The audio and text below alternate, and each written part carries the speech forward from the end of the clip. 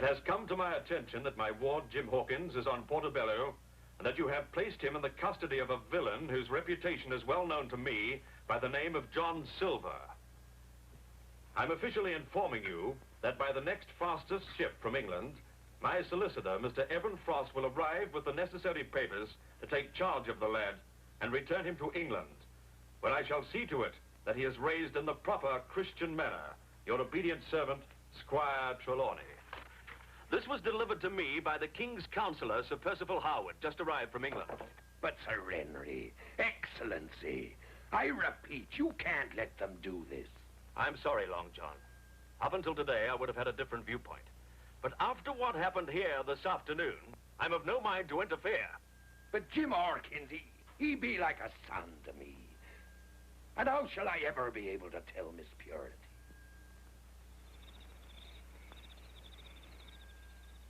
Oh, to bring such disgrace down upon us. How could you do it? To force a servant at Government House, where you're a guest, to walk the plank and almost drowned him in the lily pond. He wasn't supposed to fall in. The plank broke. Shuttlecock, taffy, pulling, bowling. Of all the 101 things you could be doing, you had to be a pirate. We were only playing pirates. A fine time you chose. When you had a chance to show your good upbringing before young Algy, Sir Percival Harwood's son, you had to press him into your foul schemes. I heard he were almost hung. Well, I didn't do that. Are you trying to tell me he hung himself a guilty? I didn't do it. Then who did? Not me. It's the first time you ever done anything like this to me, Jim Hawkins. You told me a lie. It's the influence of that evil man. And when I lay my hands on that one-legged swab... I'm not buying Miss Purity. Don't make it worse. Now you'll stay in your room with naught but bread and milk till you make up your mind to tell me the truth.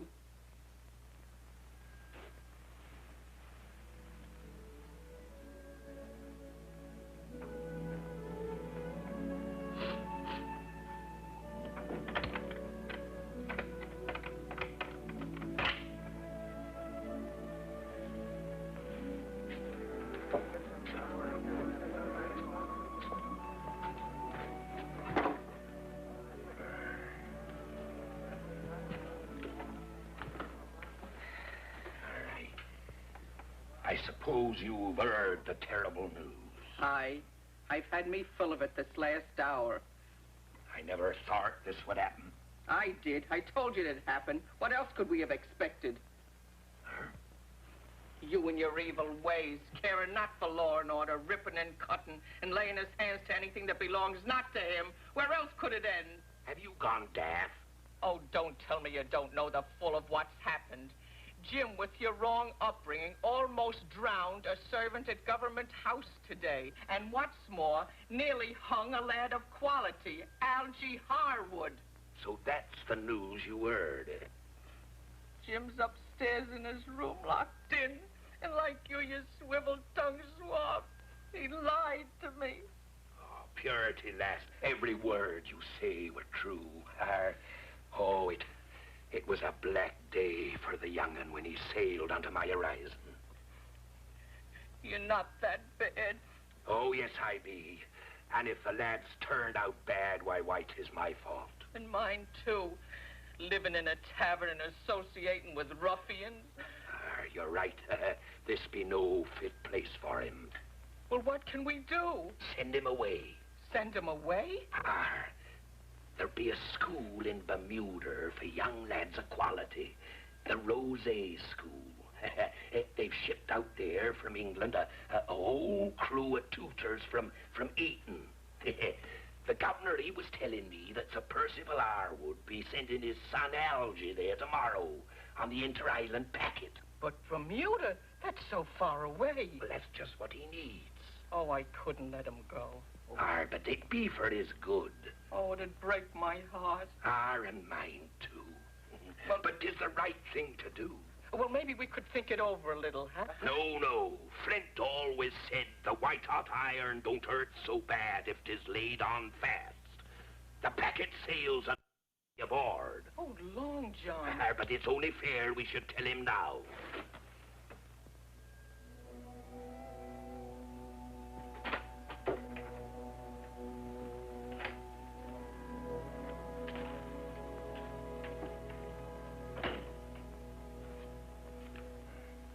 Ahoy, lad. I won't say I'm guilty, Long John, because I'm not. See? Now, Purity, remember Flint's words. We are planning a new life for you, Jim. We be here to pack your belongings. You're sending me away? We are taking you to the Rosé School in Bermuda, where you'll learn proper manners. And when you grow up, you can take your place in life with folks of quality. But I'd rather stay with you. Long John... It's all settled, Jim. You don't love me anymore. Now, obey orders. I'm captain here. Now, get dressed. We boards tonight. Tonight? Captain Backer of the packet. He be a friend of mine, so he'll give us our cabins tonight. The governor will be seeing Sir Percival and Lady Arwood off in the morning, so it'll save Jim the embarrassment of having to face him after his unfortunate behavior. Now, look sharp now.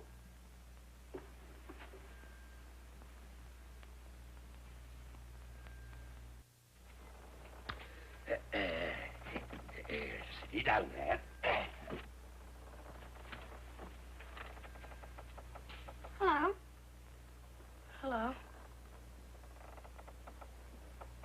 I hope the victuals are good aboard your ship, Captain. I think you'll find the food quite satisfactory. Feeling faint, dearie? It is a little close in here.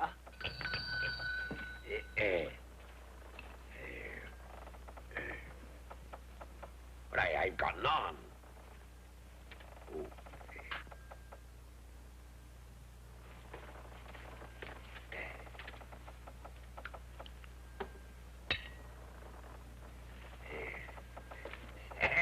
Sir Percival, that be a fine lad you have there. He be as polite and quiet as the days be long. Thank you. We are taking him to the Rosé School for Gentlemen. Well, blood and wound. Our Jim be going to Rosé, too. Your boy is going to Rosé? They might grow up to be shipmates together. Put a little red blood in your pasty-faced young'un. Algy is a little gentleman. Ow! Oh! Here, what's got into we, lad? I'm sorry. Oh, can't you mind your manners? If you kick me once more, I'll bash your brains in. I wish that you could all stop and have supper with us, but I know the packet ship leaves at 4:30. Thank you, Mr. Forsyth. I know you're going to find Algernon a fine student and a willing scholar. And if Jim ain't, just give him a touch of the back of your hand. We'll be going back to the dock. Would you care to join us, dearie? You'd best go on without us. Yes, we have a few things to do. Well, we'd like to spend a short time with you in the town. We are meeting some friends. Oh, well, just as you wish. Come, Purity, we'll shove off down to the arbor and get a good, deep swallow of salt air. Goodbye, Jim. Goodbye, Jim. Come along now.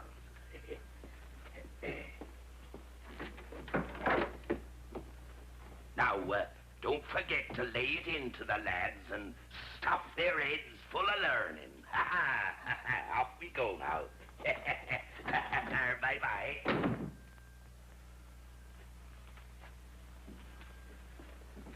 Goodbye, son.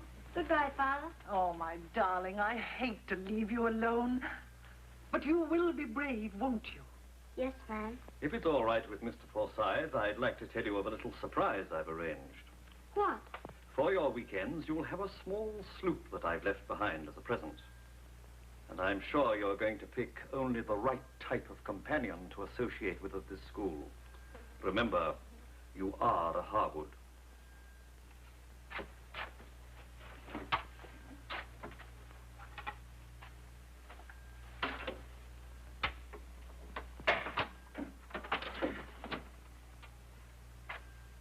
thought you were down the hall. I was, until I got my hands on the assignment list. Give me a hand here.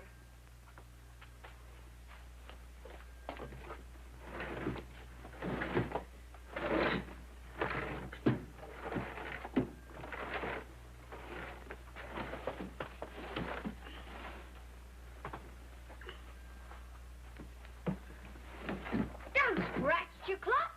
And don't forget those 2 traveling bags.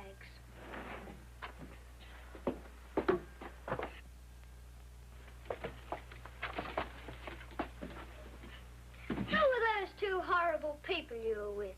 Captain John Silver and Miss Pinker. Say, he's a famous pirate. Well, he used to be a pirate. Why did you come to a dull place like this when you could be with him? He didn't want me. Can't say I blame him. You're not very interesting.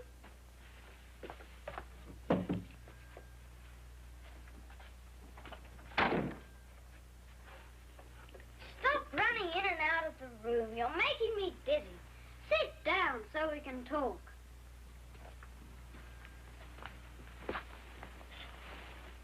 I got the blame for the butler falling in the lily pond. What did you expect? That's the way I fixed it. But I thought you'd speak up. You are a child. You mean you didn't tell on me? There's nothing lower than informing on people. We're gonna have fun here. Pleasant dreams. Good night, gentlemen.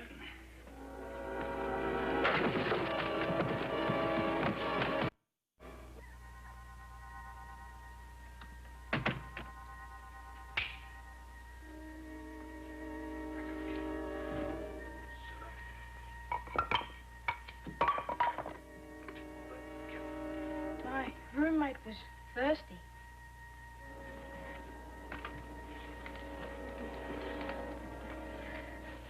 $25.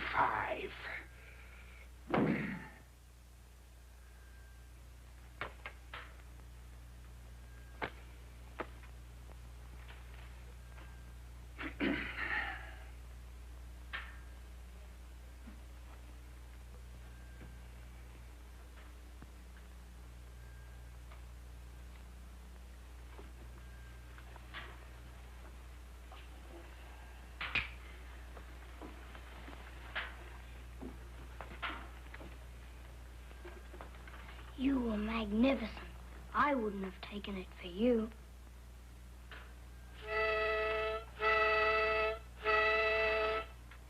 Let's all salute the sovereign.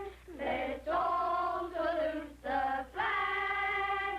When Britain goes to war again, we shall wave the Union Jack. Today was the 18th time you got a caning. I know. And you never tempted to peach on me. I'm no informer. Extraordinary. Still, I suppose it would do you no good if you did. I'd just deny it, and then where would you be? Me being the Honourable Master Harwood, and you being what you are. Why don't you try it anyhow? No, thanks. When are you going to get really smart?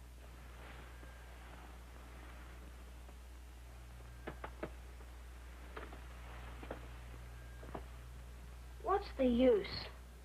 I don't care if they kill me. You have the wrong attitude.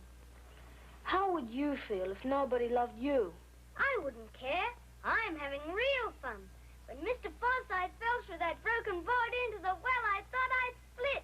And when the horses ran away and the carriage went into the lake, it was a sketch. You laughed and I got caned for it. I don't see why you shouldn't enjoy these things, too. I guess it's because you're always caught. We'll have to get someone else blamed for the next one. The next one? What are you up to now?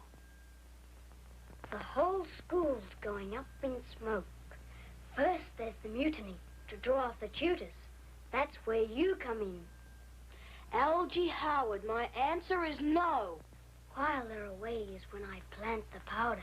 Algie, no!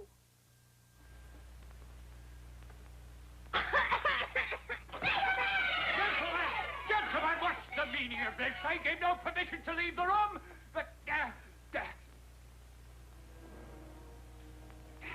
Master Hawkins? Come here. For this monstrous insubordination, you will be confined to your room for 1 week on rations of bread and water. The faculty will discuss your case, and your other dupes will be punished as well.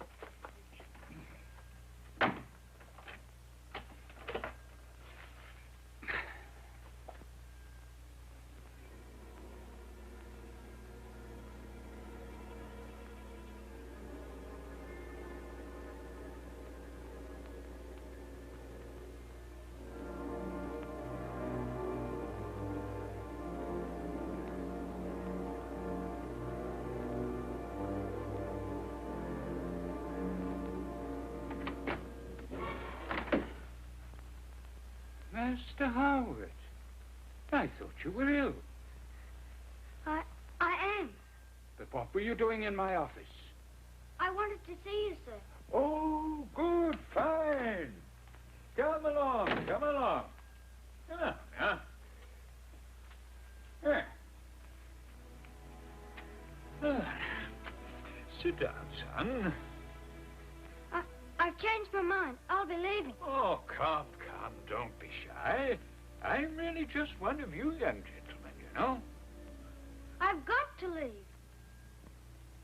What's frightening you, lad? Let's get out of here! Under the desk!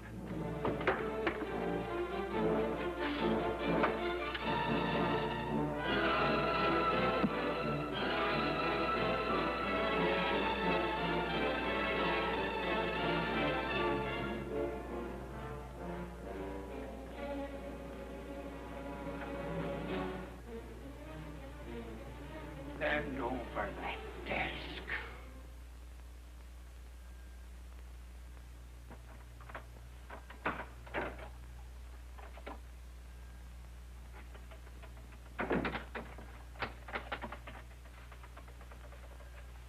You traitor.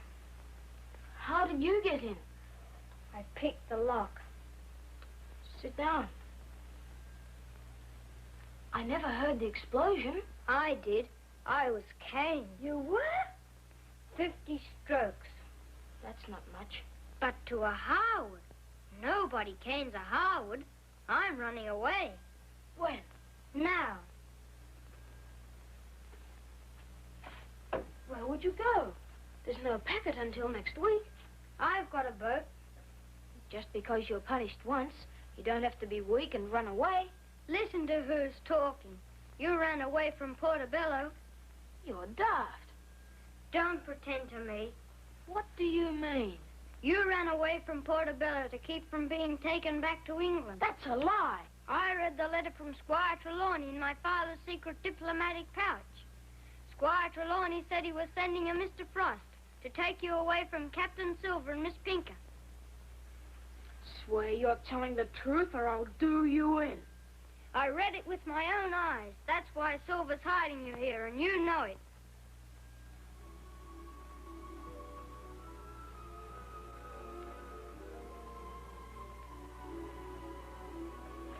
Algy, you can't run away alone. You don't know anything about sailing a ship. You have to know dead reckoning. I don't care. I'm going anyhow. I'm coming with you. They do love me. Except for stealing provisions, Algy wasn't much help. We sailed for 7 days with only a few light squalls. Then, off to the horizon, I noticed the sky was blackening up. And as Long John used to say, the glass were falling.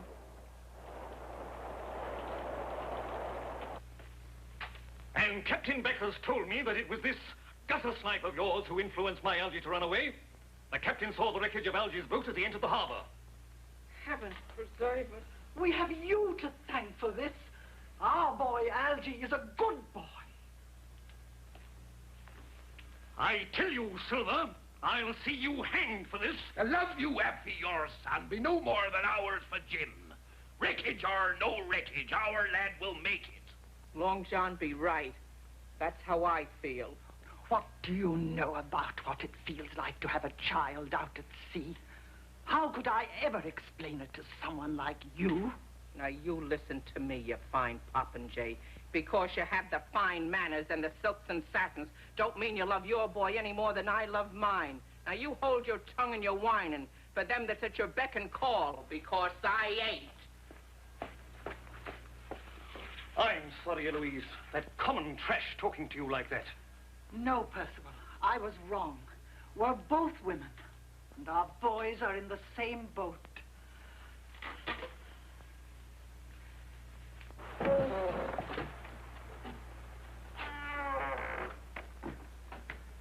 I'm looking for Captain Silver. Well, I be Silver, but I'm busy now. I'm Evan Frost from England, and I demand the custody of Jim Hawkins. Why, you slimy squid. If it weren't for you, our little Jim would be here now. He's gone? And maybe forever.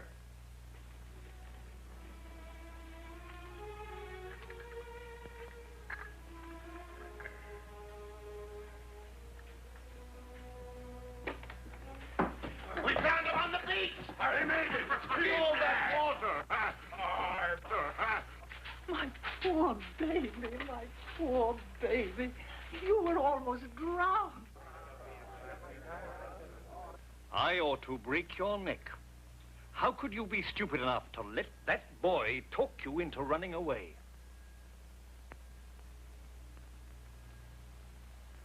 Aren't you going to preach on me now? I'm no informer. Then I'll have to tell the truth myself. I was the one that asked him to run away. This is all very touching, but I have a duty to perform. We'll have our papers signed at Government House, and tomorrow there's a ship sailing for Bristol. No, you can't take him away. Your tears shall not swerve me one whit from my appointed task, madam. Mr. Frost, I am Portobello. I know that, sir, and I'm greatly honored to have made your acquaintance. I feel before I examine your extradition papers, I shall find them not in order. If pressed, your personal visa might be contested, and by the time it was righted, you would be quite unhappy. Why, You've done it, Sir Percival. You've done it for fair. And as for you cringing bookworm, get your carcass out of this cabin. why, Get.